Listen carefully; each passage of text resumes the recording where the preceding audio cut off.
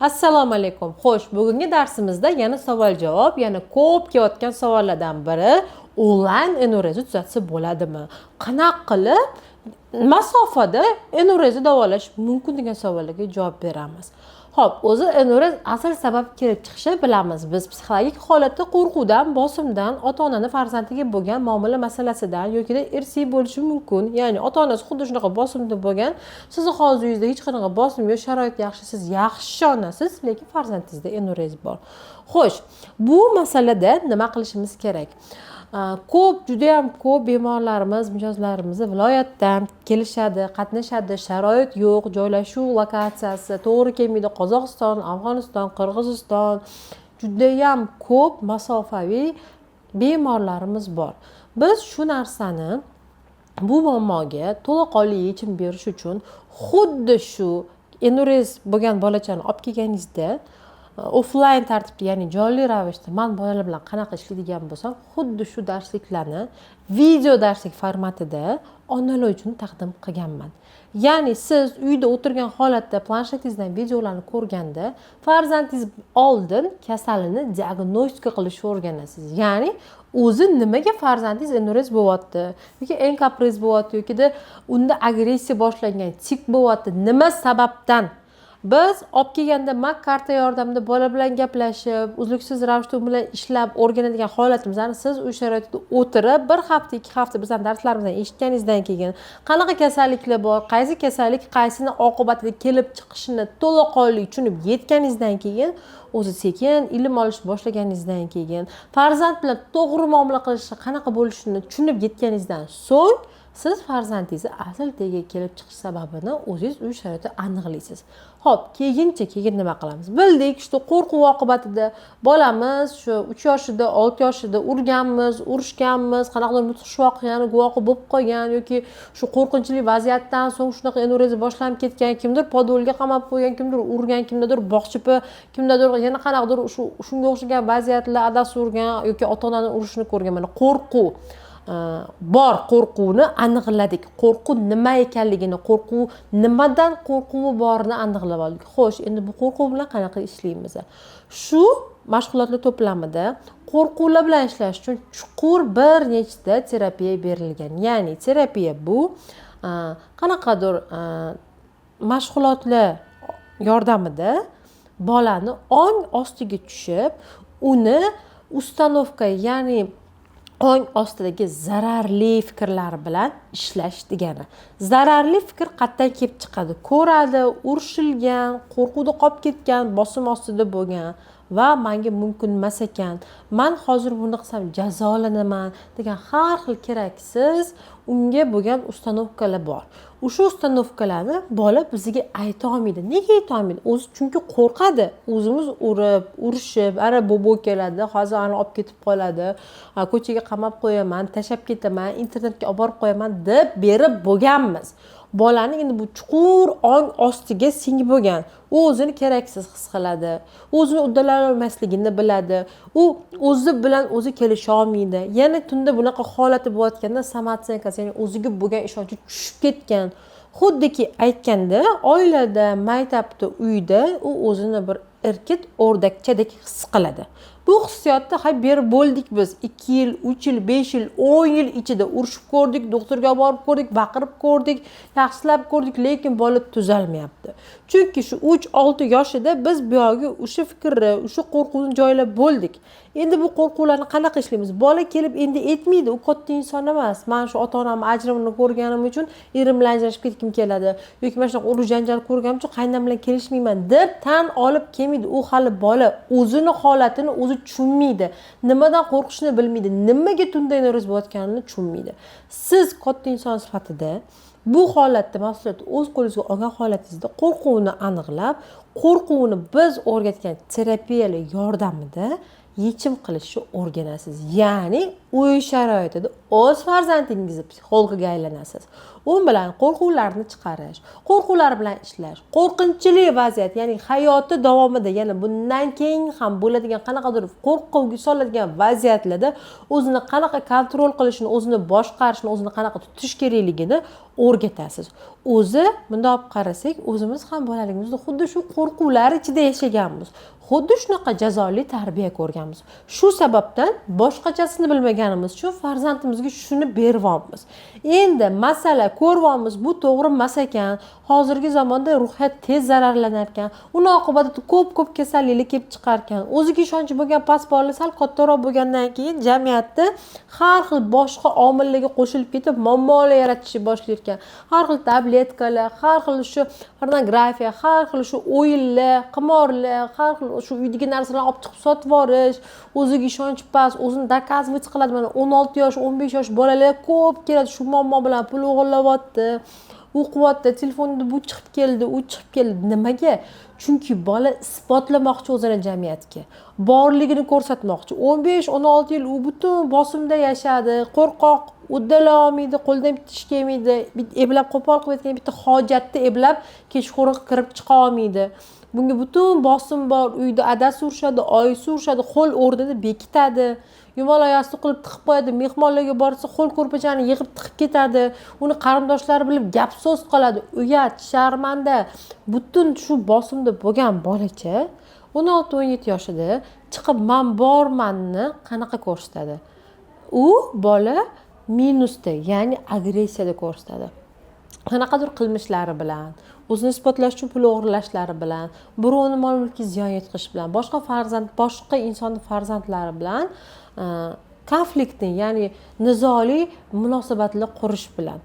Shu sababdan hozir agar farzandingiz sizni shu 5 yosh, 6 yosh bo'lsa, enuringiz bo'lsa, uni 14-15 ga chiqib, muammo kattalashishni kutib o'tirmasdan hozir vaziyatni qo'lga olib, xo'p bilmabsiz unga to'g'ri ona bo'lishni, to'g'ri bilan muomala qilishni hoziroq o'rganing.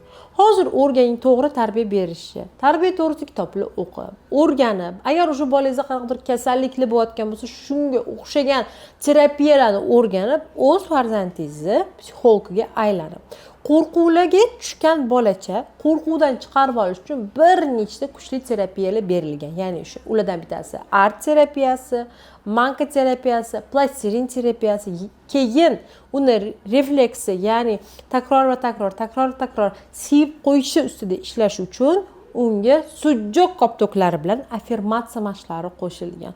Uy sharoitida bolangiz diqqatini jamlab, bir maqsadni oldiga qo'yib, to'g'ri yuradigan qilib bola qilib tarbiyalab yetishtirib chiqishingiz uchun barcha texnika, tarbiya usullari kursimiz metodikasiga qo'shilgan. Art terapiya devorasiz. O'zi nima? Shunga o'xshagan ko'p savollar ham kelgan. Qanaqa qilib oddiy kraska, qog'oz yordamida bolani qo'rquvini ishlash mumkin? Hattoki shu art terapiyasini men hozirgi kunda juda ham keng qamrovda kattalar bilan ham ishlashdi. Qo'llayman. Nega? Chunki mana inson borki, qo'rquvi har doim bo'ladi. Agar bizda qo'rquv bo'lmasa, biz olib chiqib o'zimizdan osmondan qushdek ucha olaman deb otib yuborishimiz mumkin. Tanamizga tan jarohat yetkazib qo'yishimiz mumkin. Qo'rquv bu bizni har doim ichki hissiyotimiz. U bizda har doim bo'lgan. Yosh davr o'sishga nisbatan u kattalashgan, kichkinalashgan, qo'rquvga bo'lgan fikrlarimiz o'zgargan. Hozir zinadan yiqilib tushish biz uchun qo'rqinchli emas, lekin bolaligimizda bu juda ham qo'rqinchli holat bo'lgan.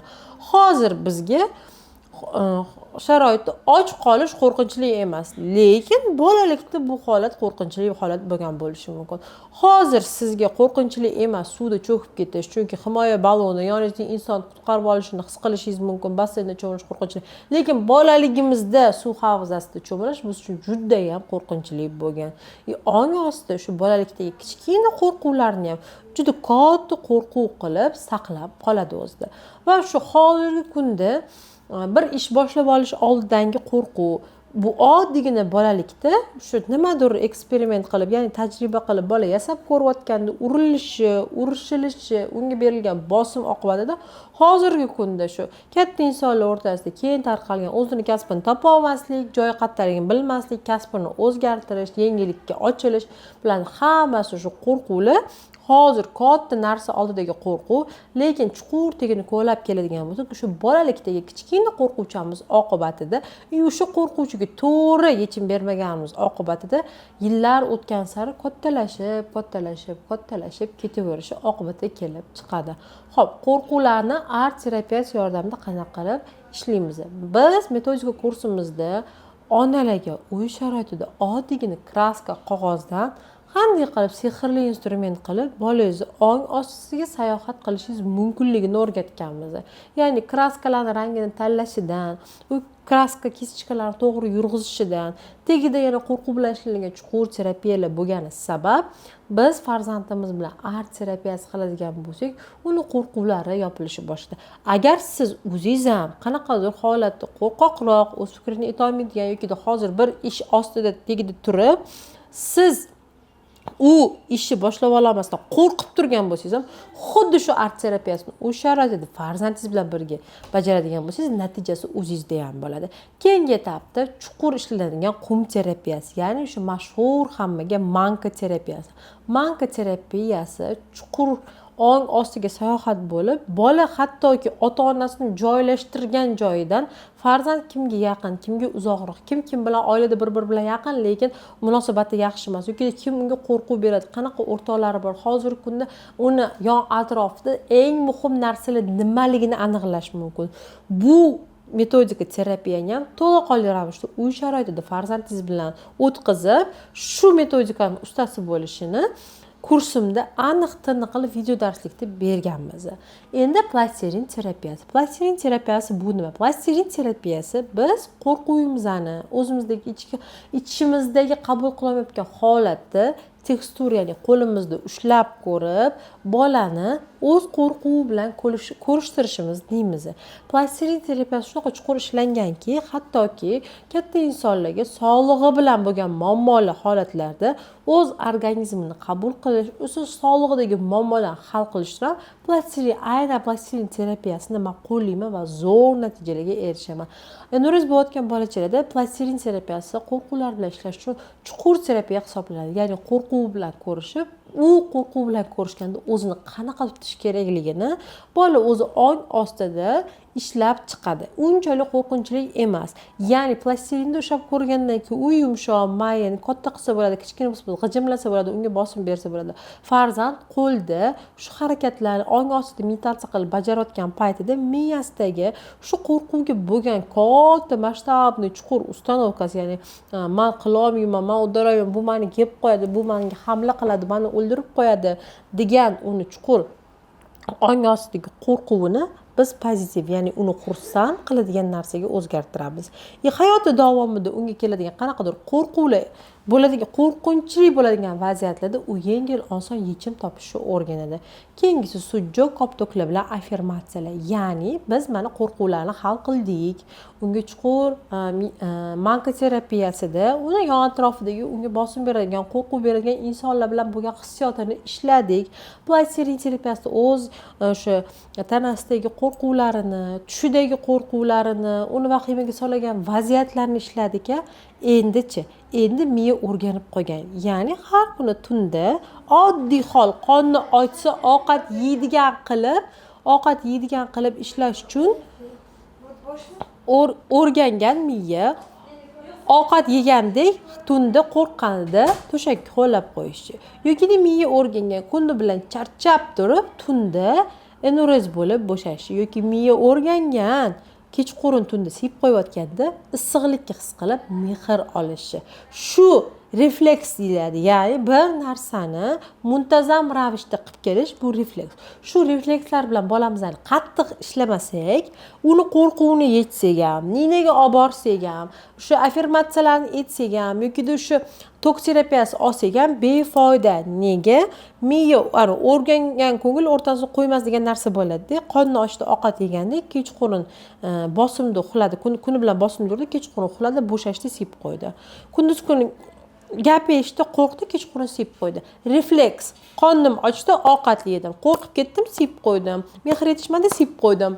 Bir xil ravishda takror va takror ishlab ketaveriladi.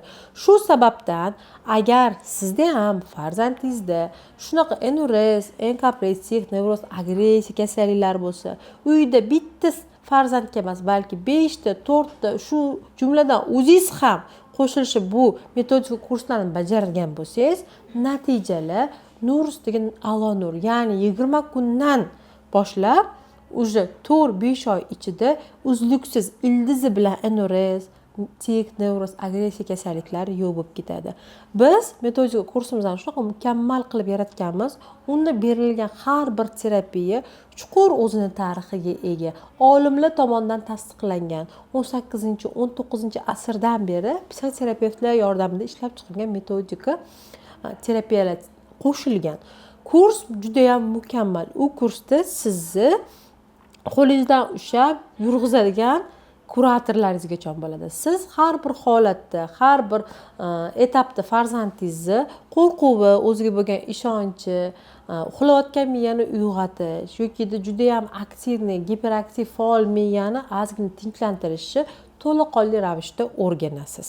Agar sizga bu kurs qiziq bo'lgan bo'lsa, siz ham farzandingiz enurezi bilan og'rib, unga har xil doktor, nina, tok terapiyalar orqali yechim olmayotgan bo'lsangiz, quyidagi raqamlarga murojaat qilsangiz, qizlar sizga kurs haqida to'liq ma'lumot berishadi.